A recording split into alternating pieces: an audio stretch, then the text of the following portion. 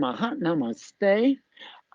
Tonight we're going to start talking about philosophy, and it's uh, there are six classical schools of philosophy, and each one of them is a complete system of philosophy. Yeah, come closer. Come closer. You're not. Uh, uh, each one of the six, and actually there's seven of them because we don't count Charmbaka as a classical school. So there's seven schools of philosophy, and each one of them is a complete system in its own. But we're synthesizers. So we want to take all seven of them together because it's our theory that all seven schools together are stepping stones, each to the next level until you get to the highest. So we start with Charvaka, which is the most gross of them all. And Charvaka says they call it a lokayata, and only the existence of the material world can be proved. Uh, Everything that is in the mind was once in the senses. You can't think about anything that you haven't perceived through your senses. Everything that's in your mind came through your senses, and that's how we know it's real.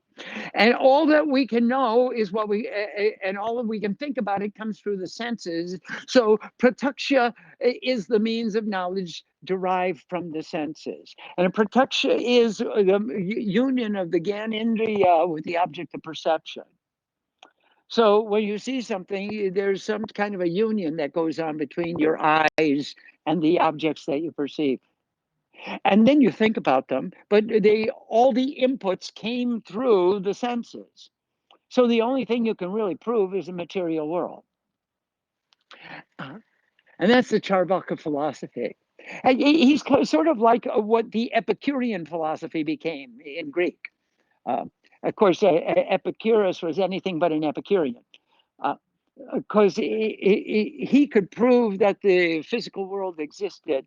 But the next step of Epicurean philosophy was that you know when your senses are happy that you're happy. So therefore, you should, logically, you should enjoy your through the senses. Kibbleton?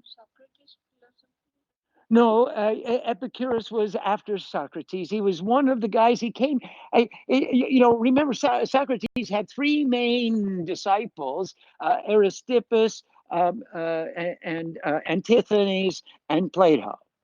And Aristippus was the progenitor of Epicurus. He was the guru to Epicurus, and he said that what you know is the material world. That's the only thing you can prove.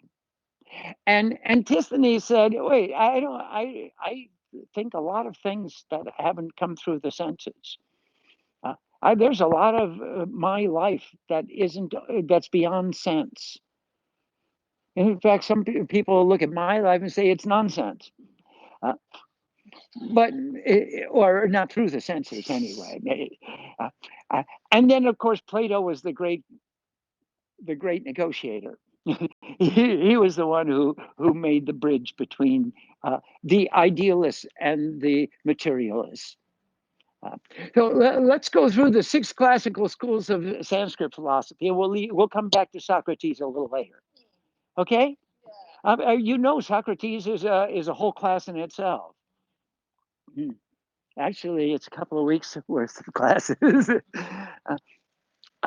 So we have six classical systems of philosophy in Sanskrit: Nyaya, Vaisheshik, Sankhya, Yoga, Purva Mimamsa, and Uttara Mimamsa. These are the six classical schools. And we started with Charbak, who was said, hey, the only thing you have in your mind came through your senses. And so the only way you can prove anything is true is to have a, a physical experience of it. If you didn't see it yourself, uh, then it isn't true. So Nyaya says we have other forms of knowledge in addition to the senses, and the pratyksha is the means of knowledge derived through the senses. We agree. Everything. I mean, you do see things in the world, but you have a lot of experience in your mind that didn't come through your senses. And you have an anuman, which is an inference, both deductive and inductive logic. Uh, so where you take a thesis and an antithesis, and you make a synthesis, and that makes a syllogism, and that syllogism says, logically, I can understand. I got an anuman. I have a sense of knowledge. I have something other than sensory perception. And Upaman says there's a comparison or analogy by finding similarities.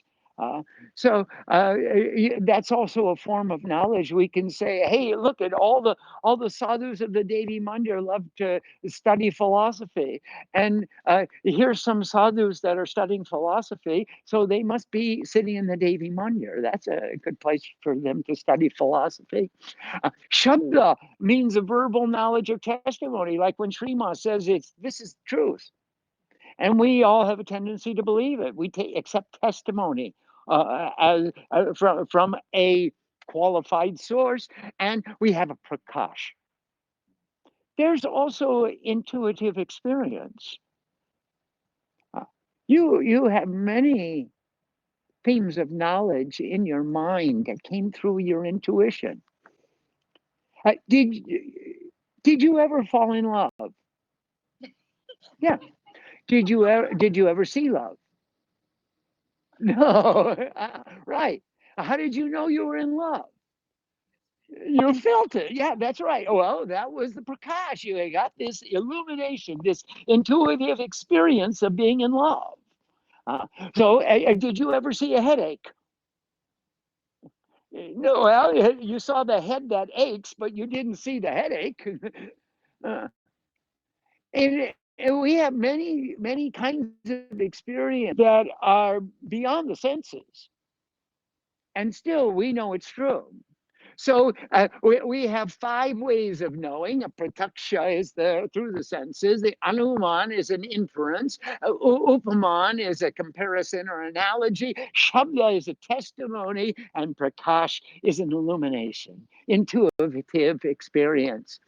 And so we have all these different forms of knowledge, and that's nyaya. That's the study of logic, the study of how do you know?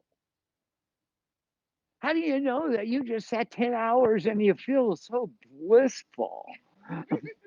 I mean, this sadhu is going on about logic and you just feel blissful. Uh, well, what you do with that nyaya, with that logic, is you determine the different objects of experience. And that's the Vaisheshik philosophy. And he says there are six different kinds of things that you can prove. You can prove the substance, the quality, the activity, a generality, a particularity. It has a genus and a species. That's what Aristotle said. Oh, I'm sorry, I'm back to the Greeks again. Oh, mother loves the Greeks. Every time I talk about Aristotle, she gets really all fuzzy. uh, but she really likes Socrates. He had a big nose, just like me. And so he's got a genus and a species. He's got the generality and the particularity and an inherence. What's the intrinsic nature? What is so you know the substance, and what is the intrinsic nature? Because when you can understand those from prakash, from the illumination. You have this intuitive experience. You just went through this whole day of tapasya, and now you're going to put your mind to work. And what is the intrinsic nature? What does it feel like? So these are the essence of the Vaisheshik philosophy, and there are nine constituent elements which comprise the perception of all things. So you've got in Vaisheshik, you've got five elements, the five primary elements: earth, water, fire, air, and ether. Kshidhi, Aptej, Morabom, and then you have the what we call kanchukas, or the time and space. The those are modes of perception. Time isn't something in itself; it's a way of perceiving things. It was like Kant was talking about the thing in itself. Well, time is the way you perceive things in relation to each other. And space is also a relationship. How do you perceive? You perceive through the relationships in time and space. And then he says mind and soul, and we're going to talk more about them later, but let's just give an idea right now. Mind is opinion, and soul is the perceiver. So we're going to talk about the difference between buddhi and mon. Uh, and mind is the mon. Hey, mon. So we get to go deeply into our mon and see what comprises subjective experience. And then the soul is me, the individual perceiver. Who sees? I do. Cogito ergo sum. I think, therefore I am. And that's the soul. And truly, existence is composed of eternal, invisible atoms uniting in the vortex of empty space. So this is this the conclusion you come through with all this logic is: hey, this world is comprised of matter, and the matter is seeking out each other. And you know what the matter is? No mind, never matter. Uh, uh, And Sankhya philosophy says, well, yeah, the atoms aren't alone. They're not sufficient to explain this existence. The atoms are the material cause of existence. But you also need an efficient cause. Uh, so Sankhya says, in addition to Prakriti, we require Purush. And in addition to nature, we have individual consciousness. And now you have a material cause and an efficient cause. Uh, Purush is the efficient cause. Uh, and Purush here doesn't mean Puling. It doesn't mean, it's not gender. Purush means the soul. It's free from gender, it's beyond gender. Okay, so now Sankhya says we've got 24 principles by which Prakriti is expressed. We've got ahankar, that's me, that's I, that's the sense of ego. And chitta is all that's in my mind. Buddhi is all the objective knowledge, and mon is all the subjective knowledge. So if I say this is a book, that's buddhi, that's true. If I say this is a good book, oh, wait a minute, that's an opinion. I know the guy who wrote it, so I can say it's a good book, but I'm not sure everyone's going to agree with me. You may, if you want an A in the class.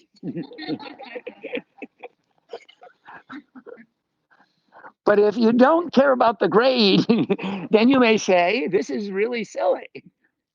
Uh, so that's the difference between buddhi and mon. Buddhi is all objective knowledge, and mon is all subjective knowledge. So the nouns and the verbs of your experience are buddhi, and the adjectives and adverbs are mon. Every time you give any qualification or any description, that's your opinion. That's subjective. But this is a book, that is a statement of fact. Uh, So, and then of course we have the five tanmatras: sight, sound, smell, taste, and feel.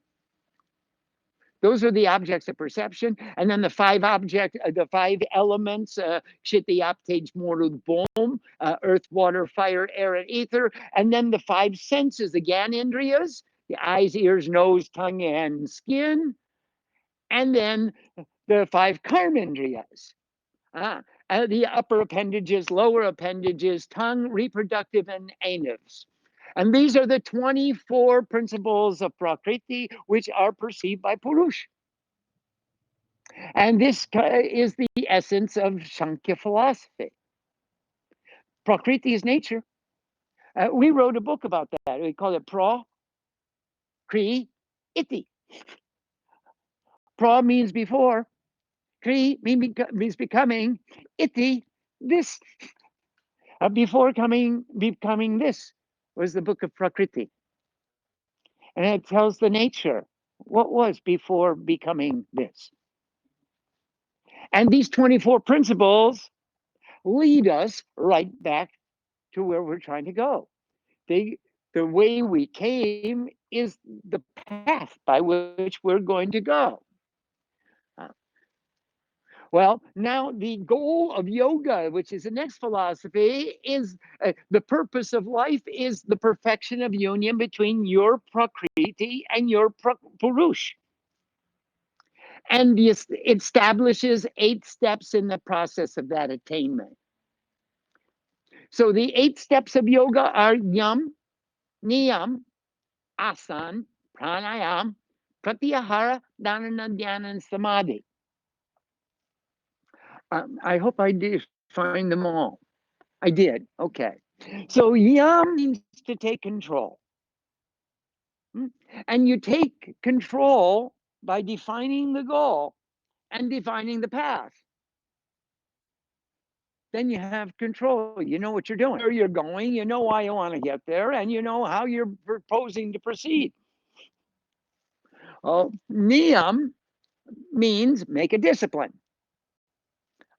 And budget your time, budget our energy, budget our resources. That's why I had to whisper go his fish mantras the other day so that I could go loudly a little later. I had to make a budget of how much voice I would have left. To do the same thing, if we're going to sing the Sundarkand on Saturday, then on Thursday and Friday, I have to have light duty so that we can really whoop it up and rock and roll and get everybody out of their seats.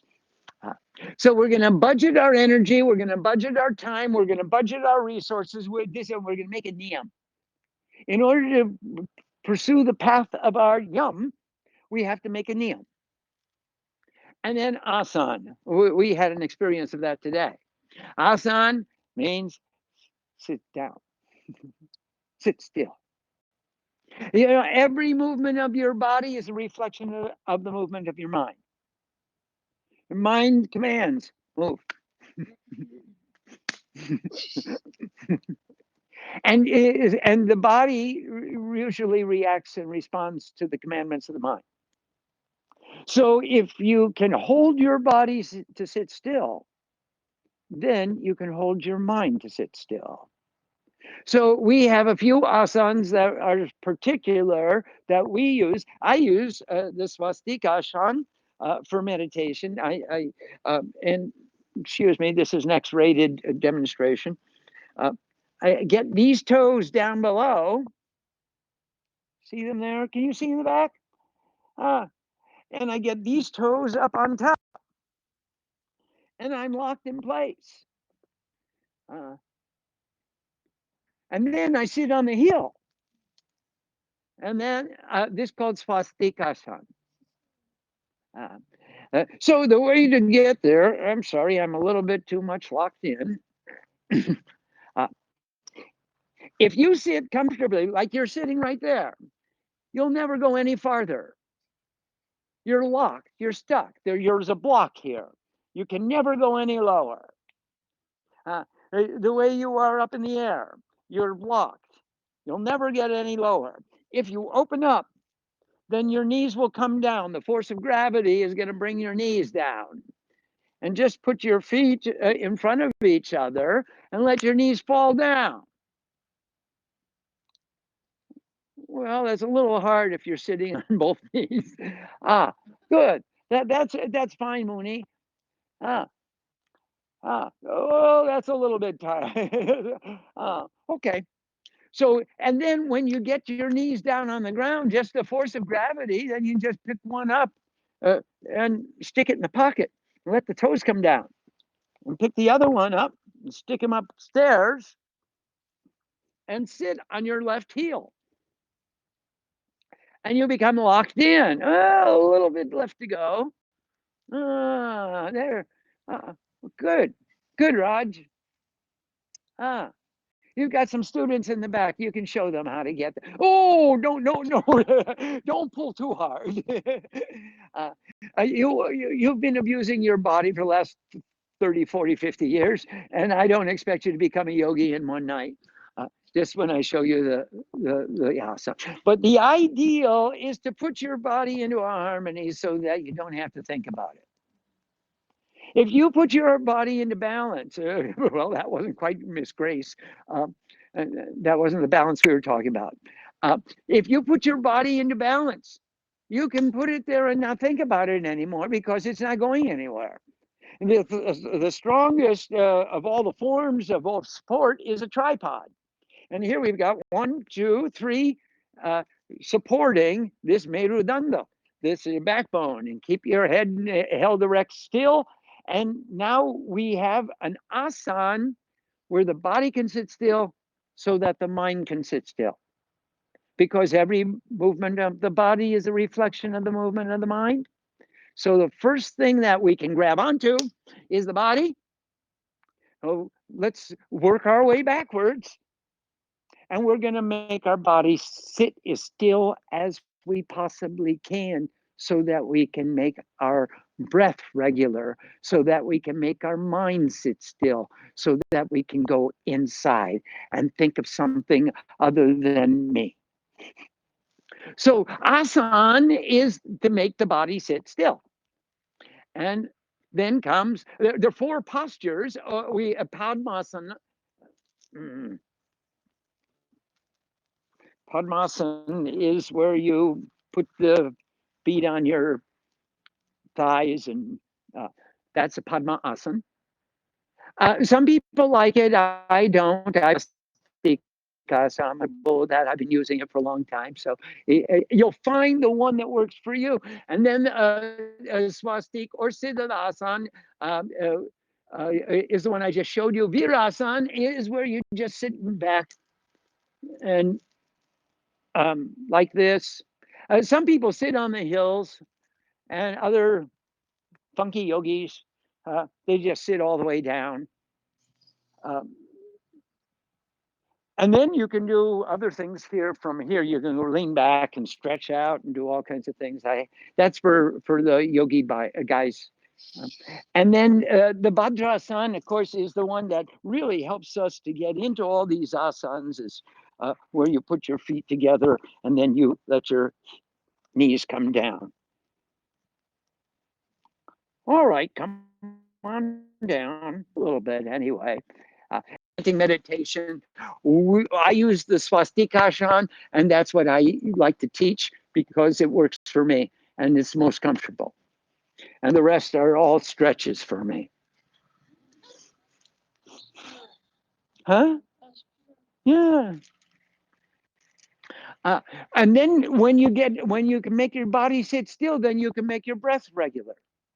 And if you make your breath regular, that's yum means to control. We just had that in the first step of yoga. So we're going to control the prana, and prana means breath, and prana means the life force.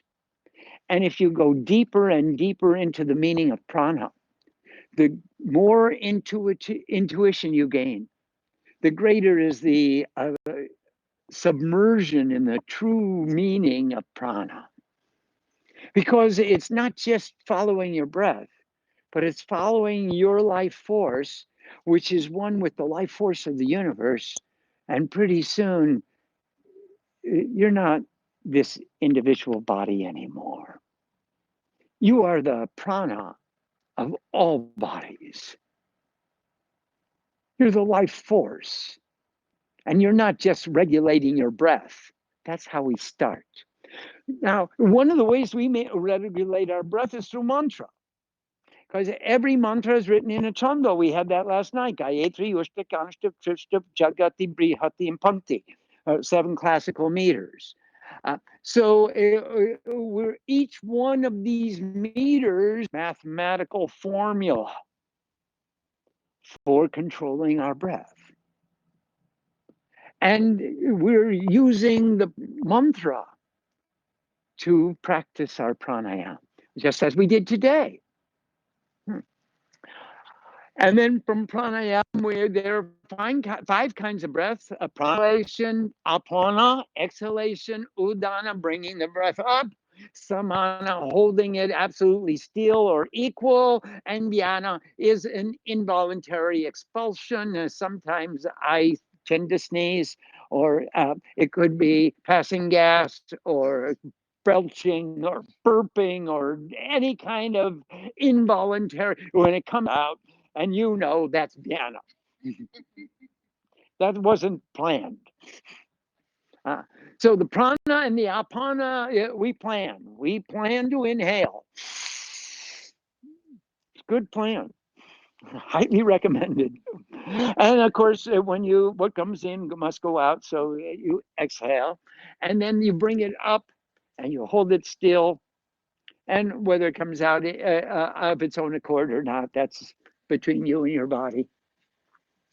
And there are three phases to each breath. There's purak, which is inhalation, kumbhak is retention, and rechak is expulsion. So every cycle of breath has a purak, a kumbhak,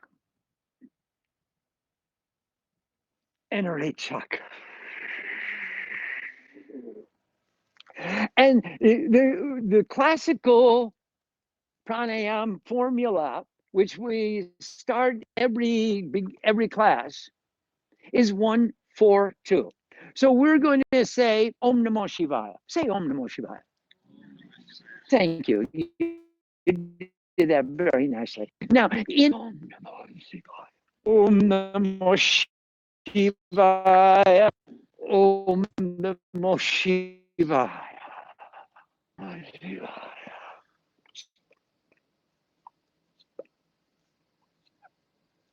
Om Namo Shivaya, Om Namo Shivaya, Om Namo Shivaya.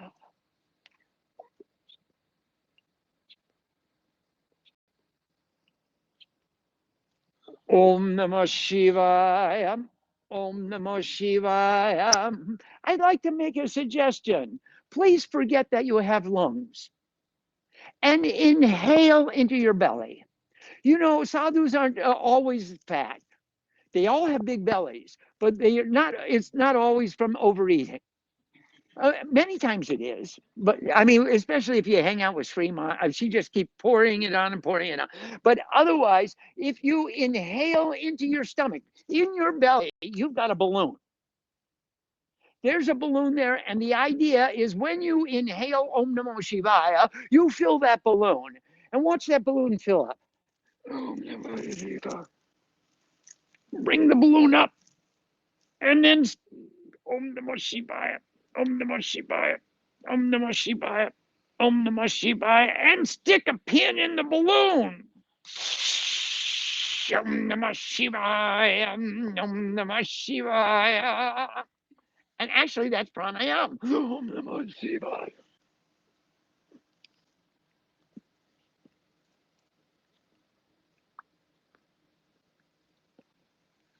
Om Namo Shivaya, Om Namo Shivaya.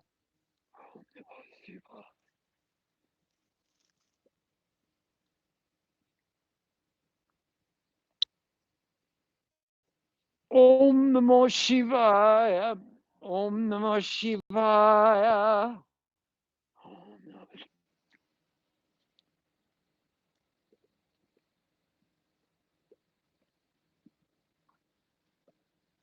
Om Namo Shivaya, Om Namo Shivaya.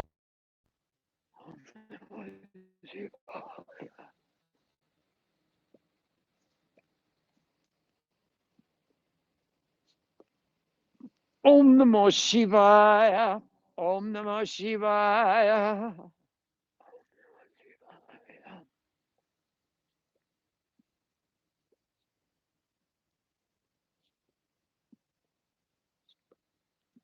Om Namo Shivaya. Om Namo Shivaya. Let's make it a little more interesting. Let's say Om Ing Ring Kling Chamundaya Kiviche. Om Ing Ring Kling Chamundaya.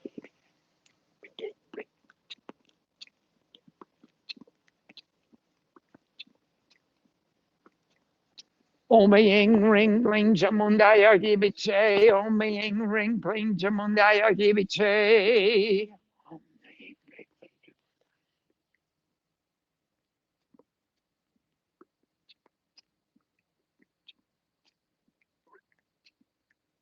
Om Ing Ring Kling Chamundaya Kiviche. Om Ing Ring Kling Chamundaya Kiviche.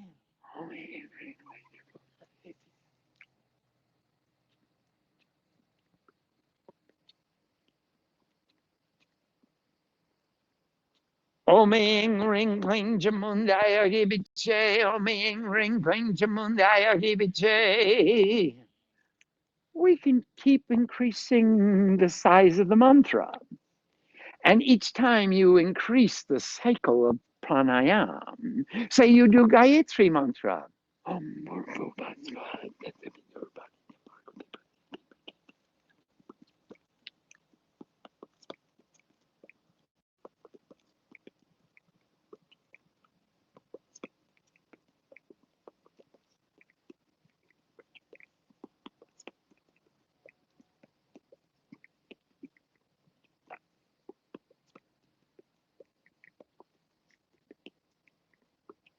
Om Bhurbuvat Svaha Tatsavitur Barinyam Bhargo Devasya Dhimaki Dhiyo Yona Prachodayat. Om Bhurbuvat Svaha Tatsavitur Barinyam Bhargo Devasya Dhimaki Dhiyo Yona Prachodayat.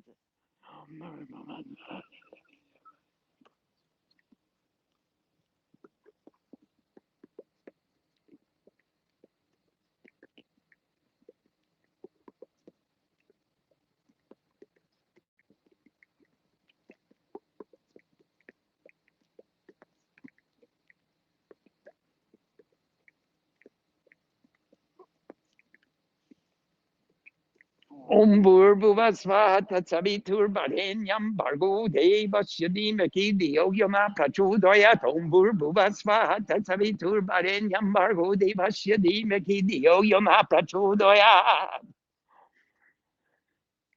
You get the idea. And as you get bigger and bigger mantras, you get bigger and bigger kumbhak. Now, the kumbhak is the space between two breaths. And the space between the two breaths is equal to the space between two thoughts. And the more we expand the kumbhak, the more we expand our meditation. It just keeps growing. We get that intuitive insight. We get that perception of what it's like not to be encumbered by thought. And that's thing. So the classic is 1, 4, 2. And you sit for japa. Now, what we're doing in recitation of mantras and reading a pot is different. But if you're doing, when we do the Nivarna Bhiti,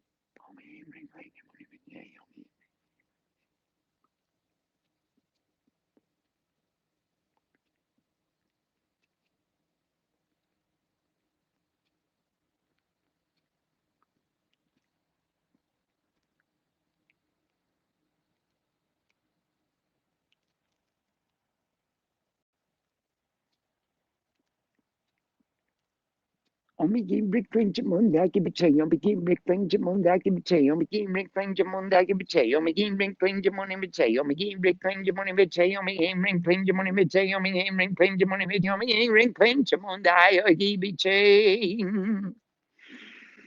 142, 216, 8. I mean, it's all the same. Just maintain consistency in your ratios. Whoa, my gosh, all that mathematics stuff, it comes in handy here. Sorry. Huh. All that stuff they were telling us about ratios and how to keep things in balance and all, and learning arithmetic and geometry. Uh, Now it's useful. Uh, and then we come to pratyahara, and that means bring your senses inside or focus. Stop glancing all around and start looking deeply inside. So we've got yam, niyam, asan, pranayam, pratyahara. These are stepping stones. Yam, take command, take charge of your goals. Define the goal and define the path. Niyam, make a discipline and make a budget, allocate your resources, allocate your time, make a plan. And then asan, create the proper environment, the workspace for what you propose to do. If you're doing it on a desktop, then use your desktop, segregate your tasks, organize your tools, get a clarity as to your processes, and then see how you're going to amalgamate your resources in producing a finished product. And then pranayama, bring your breath into harmony. And then pratyahara, focus, pay attention. And so this is pratyahara. Dharana. Dharana means contemplation, and in contemplation, there are three things. There's a subject, there's me, there's an object, which is a you, and then there's a relationship. Because I have a relationship as a subject with every object I perceive. I have a relationship of come a little closer, or that's far enough. That's close enough. In any way, I have some definition of I, you, I love you. Well, that's a dharan. That's a contemplation. There's three. There's a subject, there's an object, and there's a relationship between the two of them. And then in dhanam, there's only two. There's the subject, I, and there's the object, you, and the relationship is so strong that it defies explanation. So there's no word for it. And that's called Jnanam. Oh, the relationship is, oh, that's what it said. Yeah. And then there's Samadhi, and there's only one. And this is Ashtanga Yoga, the 8 stepping stones to the achievement of perfect union. So you go from dharana to dhyanam to samadhi. So once again, we go from yam, take control, define your path, define your goal. Niyam, make your discipline, make your budget, define your resources. Asan, create your workspace, put your body in harmony. Pranayam, put your breath in harmony. Pratyahara, bring your senses to a point of focus. Dhyana, dhyanam, samadhi. This is Ashtanga Yoga. I think we should stop here. Let's see if there are any questions. Well, we'll go into that later. Let's say, Ronnie, mommy. Yeah, during when we were talking about philosophy and we discussed what the experiences are, like explaining those, is it only possible to understand somebody's explanation of an experience if we too have had the same experience? If we were what? If, like a headache. Mm-hmm. Since we can't, like I would have to have had a headache to know what he was talking about. Mm-hmm. Is that right? So we have to have a shared, like, Yeah, a context yeah. in order to communicate. We need a context for communication. So in that particular philosophy, and it said, we can know things through experience, but we can't. How do we share that? Why do you want to share it? Well, Don't share your headache with me. So like philosophically though, Philosophically. I just mean philosophically, we can just agree that we all have had a headache.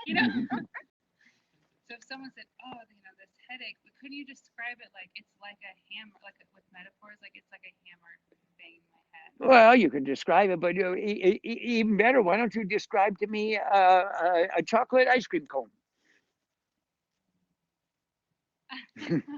How sweet is it? Oh, it's creamy I and mean, it tastes like chocolate. sorry. Sorry. There are a lot of experiences we can't share, but we can certainly experience them. And if they're good experiences, we can remind ourselves what was the context of that experience? Do I want to repeat that experience? Is it a very beautiful experience that I want to keep in my RAM so that I can call it up anytime I need it and I can have that experience again? Is it a very beautiful experience that I want to turn other people on to? Then I can show them what I'm showing you right now. What are the steps that I took in order to have that experience? I can't tell you what the experience was. I can only say that's what the rishi said. I can't say what it is, but I could say it was really good. And this is what I did in order to get there. And if you want to have a similar experience, you can do the same things. You can organize your life in the same way. So then that experience that you have becomes a blessing for the whole community. Because everybody who would want to participate and share in that experience, I don't know about the headache, but I'm sure about the samadhi, it would be very, very useful for all of us to go into samadhi at will. It's a wonderful skill. It's a talent that we can cultivate. And these are the tricks of the trade, the stepping stones, one by one. Make your plan, take control, make your the definition of what you want to be. Who are you?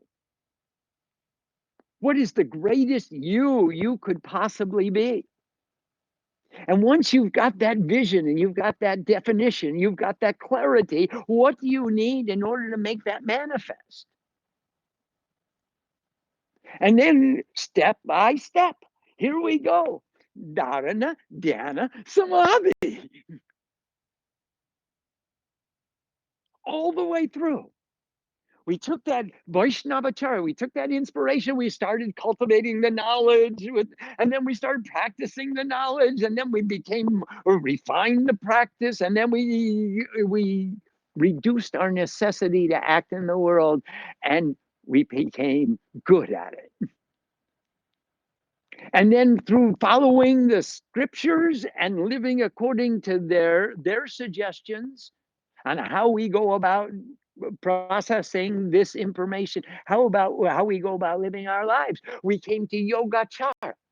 We came to the behavior of being in union. And then ultimately we moved into kulachar, where we were in union all the time, whether we were sitting in the front or sitting in the back. We're still sitting. In the same way, we took our yam and niyam, asan, pranayam, pratyahara, dharana, dhyana, samadhi. And that's something you can share. You can put yourself into the experience. You can go there anytime you want. Just by reciting the map. The Annamaya Kosh goes to the Pranamaya Kosh. And the Pranamaya Kosh goes to the Manamaya Kosh. And the Manamaya Kosh goes to the Vijnanamaya Kosh. And the Vijnanamaya Kosh goes to the Anandamaya Kosh.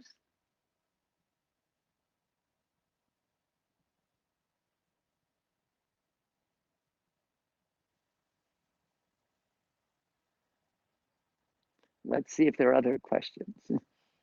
Yes, please. Does That's okay. Let's start. Well, yeah, does Mon also interact with universal prana? does Mon interact with prana? Yeah, means like through control of breath, we are controlling our Will control the Mon. We won't allow the Mon to control the prana. We'll allow the buddhi to control the prana. And ultimately, we'll allow the ahamkar to control the prana. And then, who are you? Shivo aham. Aham Brahmashmi. I control the life force of the whole universe just by putting my breath in harmony with the rhythm of life. So Mon is your subjective self. And here we're getting to a little more technical because Mon isn't just a nebulous term anymore. It's this very definitive and demonstrable term. Because in Bangla, the Mondo, it could be your heart, it could be your intuition, it could be your mind, it could be a lot of things. But here we're using Mon as a very exclusive definition that this Mon is my subjective self. And I'm going to let the prana control the Mon. I'm going to let the buddhi, my intelligence, only objective knowledge will control the prana. And then I step out of the equation. Oh, aham brahmashmi, shivo aham. Are there other questions? Yes, please. what is this all about? Why are we here? uh, oh well, we can discuss that. I'm sorry, you're coming into the middle of the class, but uh, uh, is just very succinctly, we're trying to reach our perfect nature, what we call our ideal of perfection, which is dharma. The Shrestha Adarsh is dharma. And we want to find the Shrestha Adarsh of Yash. What is the Shrestha Adarsh, the highest ideal of perfection that this form could manifest? And right now, we're talking about how we take this form of Yash, which actually means fortune and fame and goodness and welfare. And the highest manifested in this individual form. And we're going to take it from yam to take control of your life to niyam to make a discipline through which you can manifest that highest yash, the dharma of yash. And then we're going to take it from yam niyam to asan. We're going to make you be still so you can discover what is that highest form of yash. And from asan to pranayam and pratyahara, and then dharana, dhyana, samadhi. And that's where I find the true yash. And that's why you're here. Now, can we go back to the class? So, would it be fair to say that am I wasting my life by just living normally, just the way I am? Well, if you're content with the way you are, then that's a fine place for you to be. I think that each one of us is striving to become a little bit better all the time until we reach that place from which we don't try to be better anymore. But even on the tennis court, you're learning something. You're trying to hit the ball better. You're trying to place your shots. You're trying to time your actions. You're trying to save your breath, save your energy, conserve your resources so you can pace yourself to last to the end of the game. You're trying to be better. You're not satisfied yet. So then join the class. Uh, until you're completely satisfied. Santoshi Monkey J, until you're in that state of santosh where you have nothing more to accomplish, then you can take rest.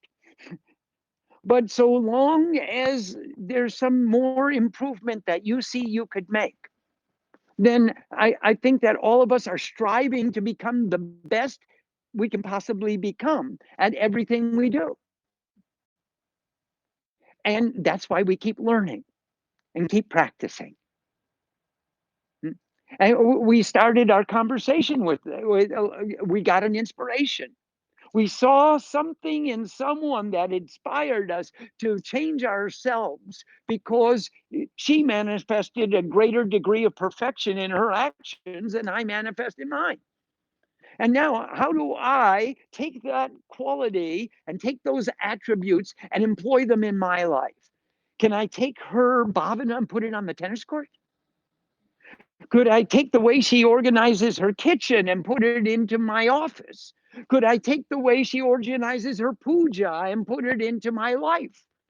Could I increase my efficiency by following her example? I got an inspiration. That's called Vaishnavachara. And then I started to learn. That was Vedic Achara. That was the second kind of behavior. And I started to learn, what does she do? My goodness, she's got this namakdani and she got all the spices and they're all right there and she can choose every one and she knows which vegetable goes with which spice and how do you mix the vegetable and how much do you want, and I ask her all the time, how much of each spice do you put in? She says as much as it needs. And you can see the cookbooks I've written. I mean, the website is replete with so many cookbooks. How much spice do you put in? As much as it needs. I'm not too good at the cooking side. So, but in so many ways, I see many elements of perfection in her behavior that I can employ in my life. And it doesn't mean that I have to be the cook. Believe me, you'll all run for the exits. Uh, whereas you all run for the kitchen when Srimant cooks, and she cooked tonight. Then when I cook, you'll all run away. You'll go to McDonald's or Jack in the Box. But there are certain things that I can learn from her example. How does she organize? How does she do? What Bob does she cook with? What Bob does she pray with? How does she get up from the bed? She gets up the bed with the name of God and sits in meditation before she does anything else. And before I get out of bed, she's already ringing the bell. There are certain things in her behavior that I think are exemplary to me. And I try to employ those things in my behavior so that I can be more efficient in the things that I want to do. In the same way, we're all striving to improve ourselves. We started with an inspiration, then we cultivated the knowledge, and then we started practicing it, and then we refined that practice, and then we reduced our necessity to act in the world because we got good at what we do. And one day that ball's going to turn to you and say, how many times do you have to hit me? You hit me once. I mean, you hit me 1,000 times. How many times are you going to hit me? What did I do to you? But one day you'll say, okay, that's enough. You can retire now, Mr. Tennis Ball.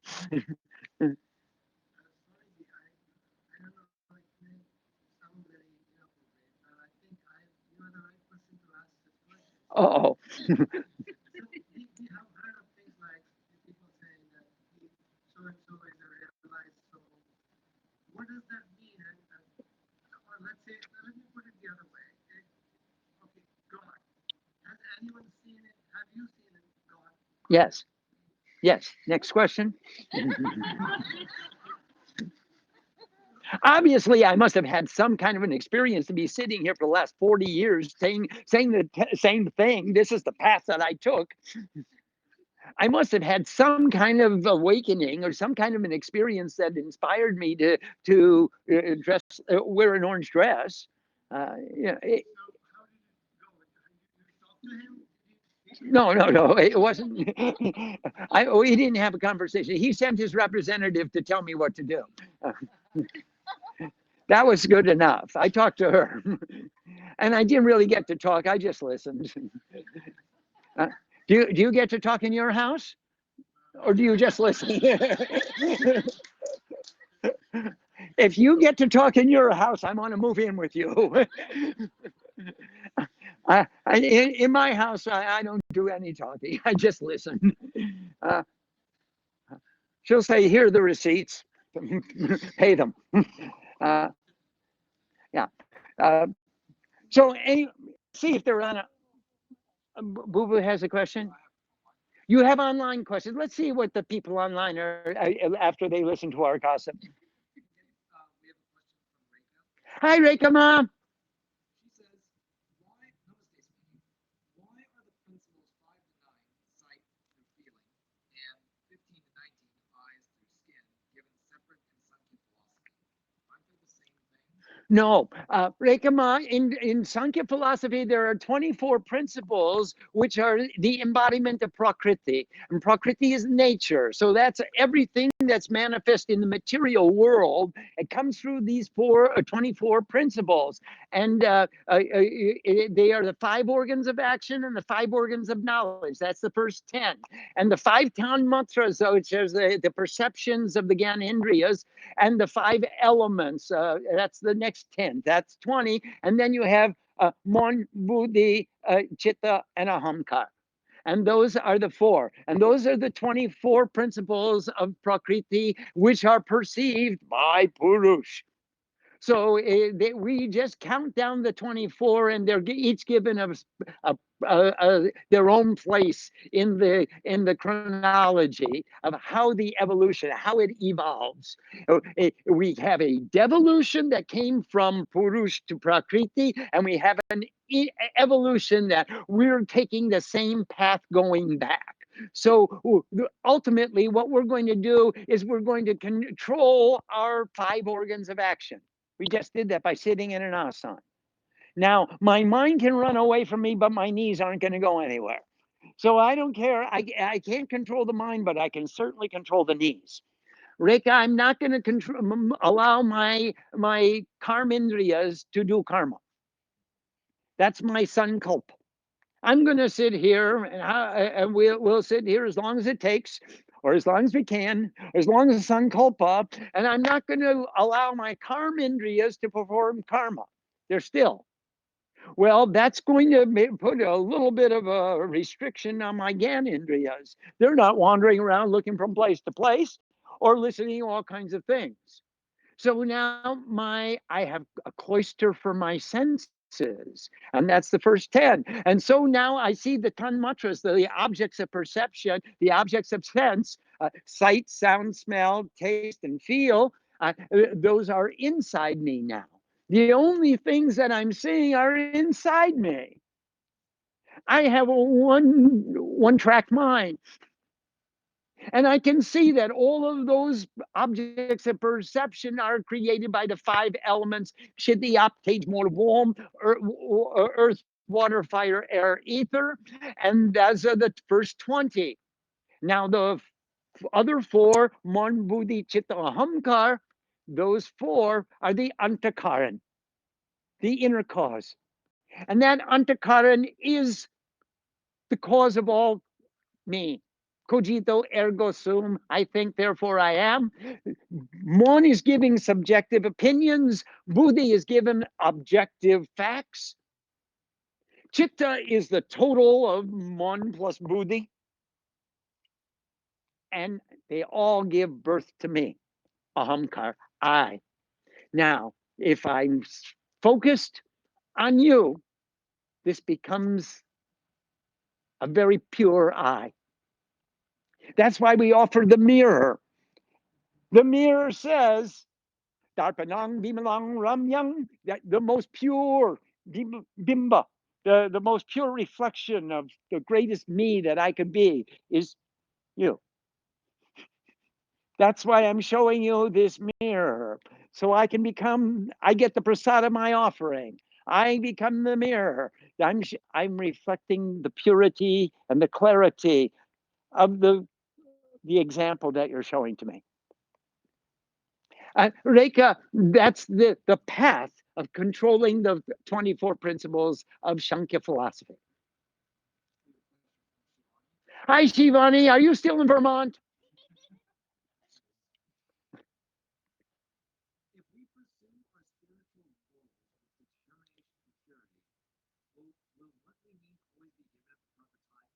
basically, if we truly walk our path, will we on some level be taken care of?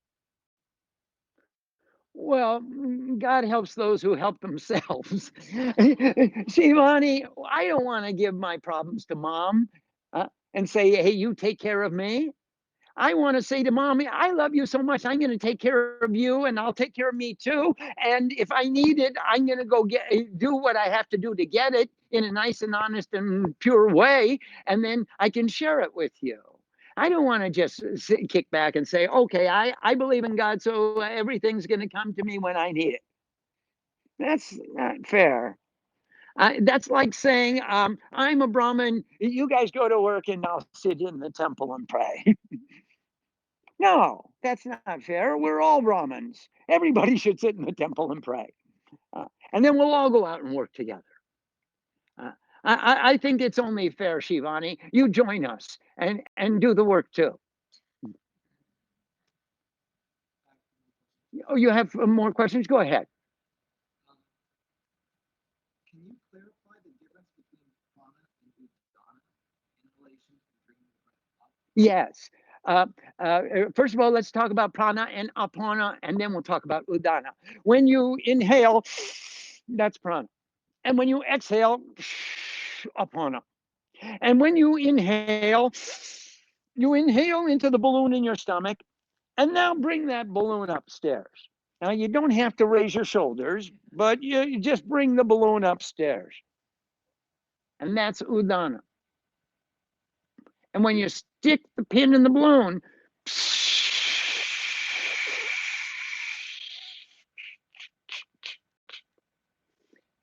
that becomes the apana.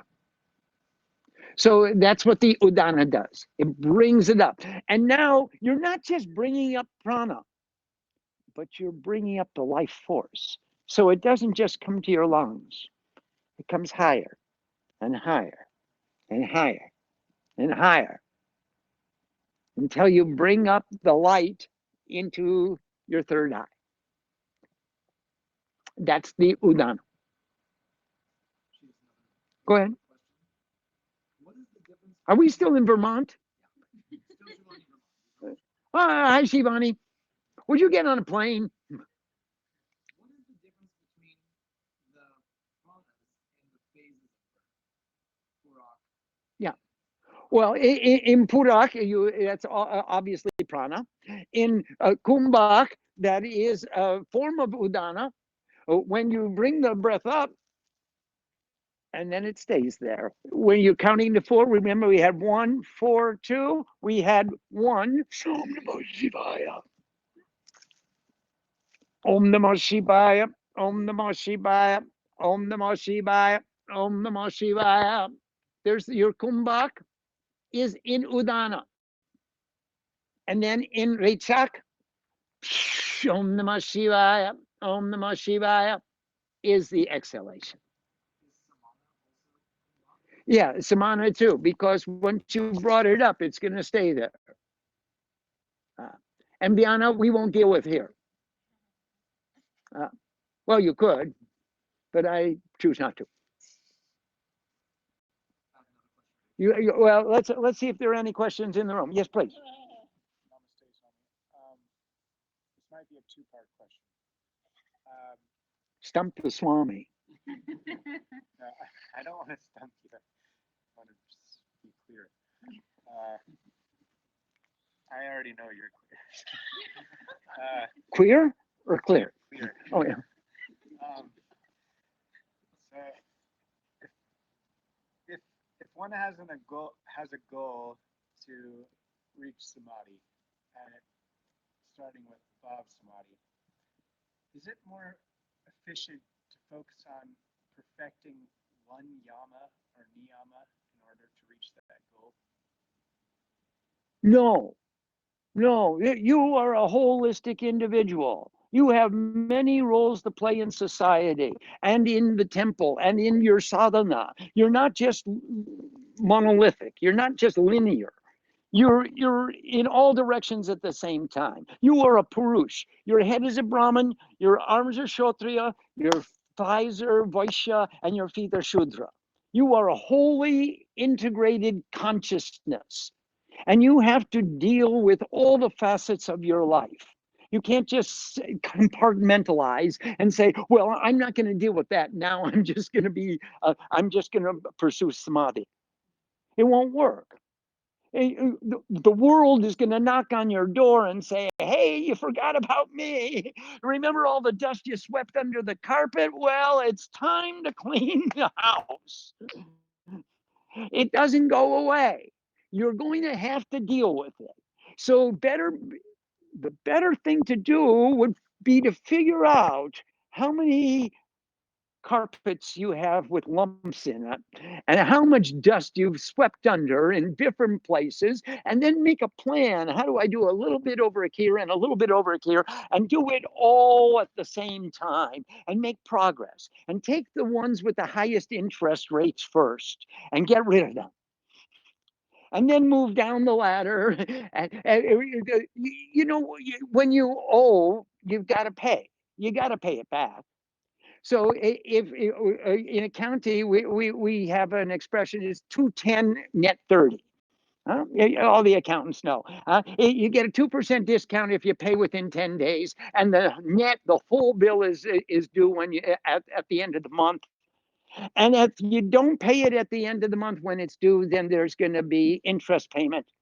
And then there's going to be collection fees. And then there's going to be an attorney's fee. And then there's going to be a penalty on top of that. And then they'll charge interest on the penalty.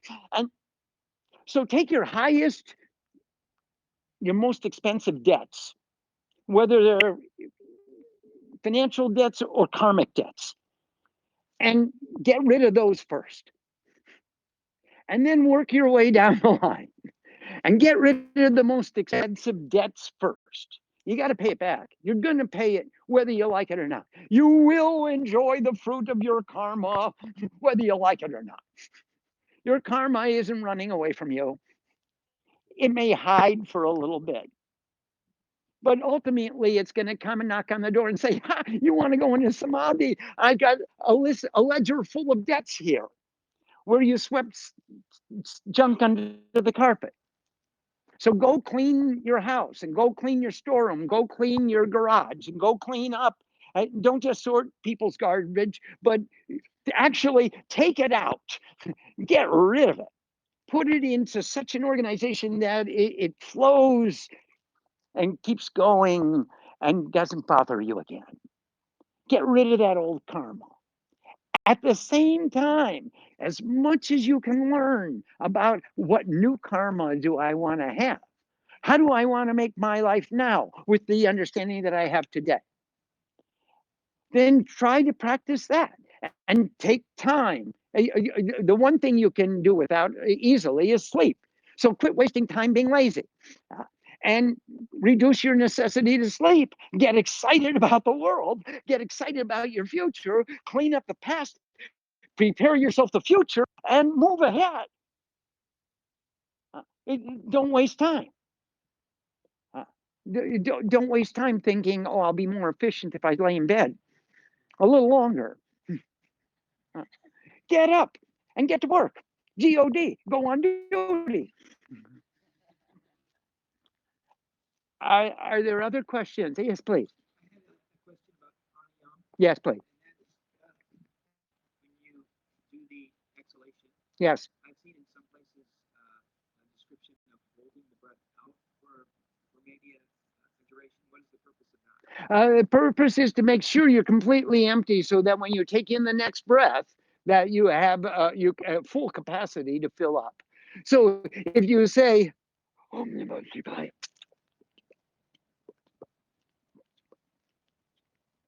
Om Namo Shivaya, Om Namo Shivaya, Om Namo Shivaya.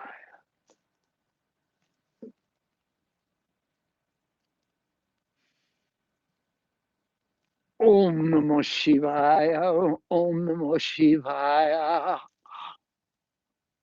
So when you squeeze out that last bit of breath, you are expanding each cycle, gets a little bit longer. But you don't say a mantra. No, no, you don't say a mantra for that expansion, for that extra bit. That would change your rhythm. Do you have more questions from outside? I have another question for Rika. Good. What is the significance of offering 5 means of pranayama through food?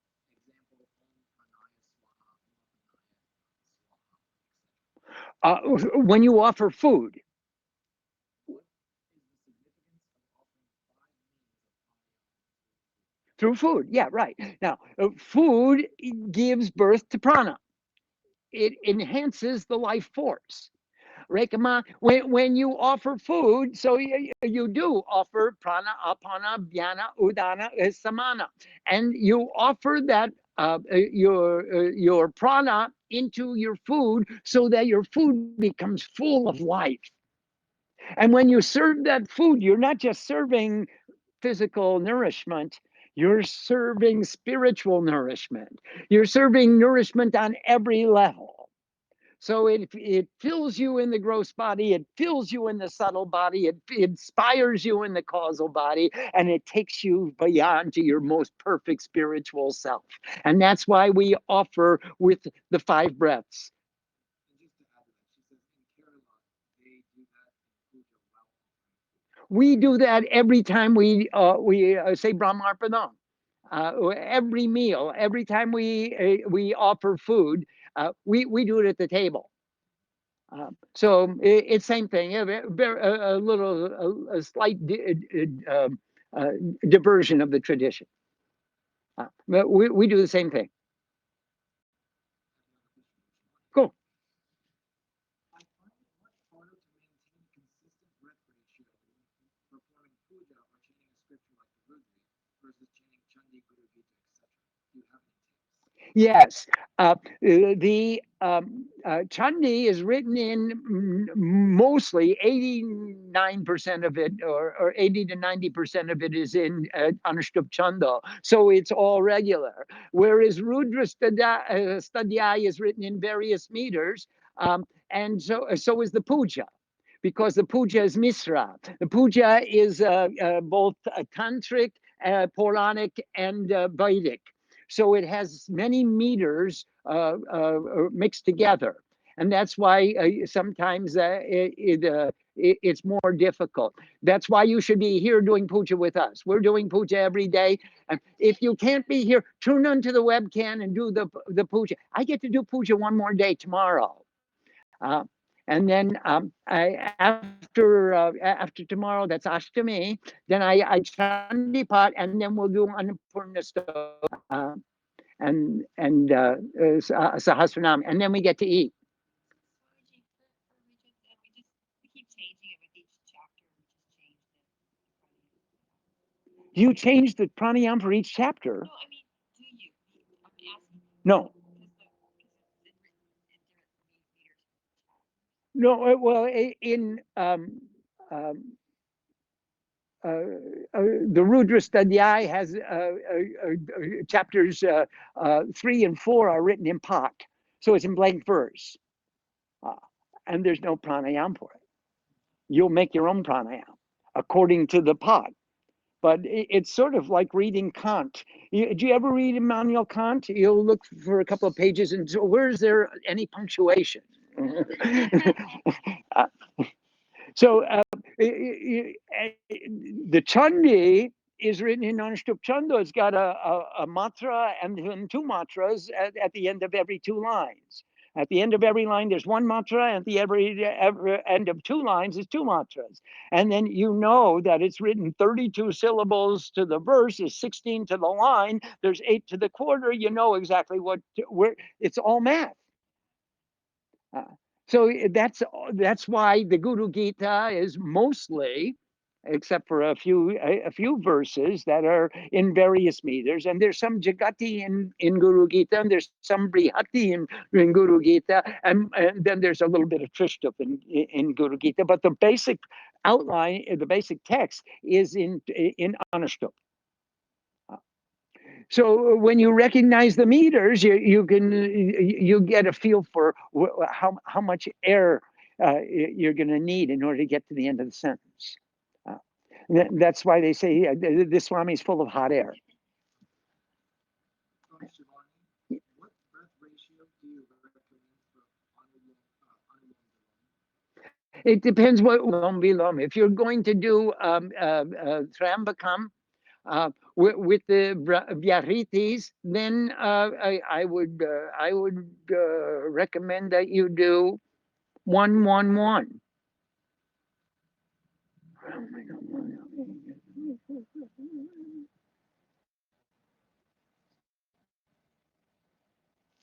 I can't do it out loud. Sorry. You have to come and you'll do it with me. Next time you come, we'll do it. If you're doing Trambakam Anulom Vilom, then we'll do it together. 8 o'clock. Namaste. Om Sang Saraswati Namaha. Namaste. Thank you, everybody, for coming from wherever you came from and for joining us